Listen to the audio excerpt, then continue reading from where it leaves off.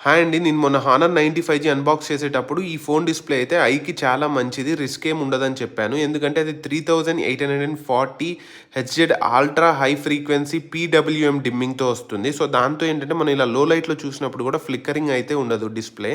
And నేను మీకు ఇంకో ఫోన్ కూడా చూపిస్తాను. రీసెంట్‌గానే లాంచ్ అయింది కదా! పోకో X6 ప్రో అండి.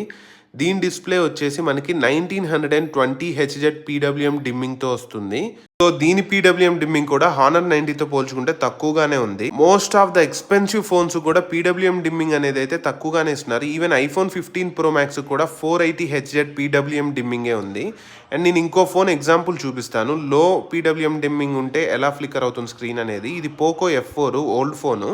సో, దీని స్క్రీన్ బ్రైట్‌నెస్ తగ్గించగానే మీకు స్క్రీన్ ఫ్లిక్కర్ అవుతుంది కనిపిస్తుందా? ఇలా ఫ్లిక్కర్ అవ్వడం వల్ల ఏంటంటే మనకి ఐ స్ట్రెయిన్ అయ్యి హెడ్‌ఏక్ కూడా వస్తుంది. సో, ఇలాంటి మంచి ఇన్ఫర్మేటివ్ కంటెంట్ కోసం లైక్ చేసి, సబ్స్క్రైబ్ చేసి, షేర్ చేయండి. Thanks for watching.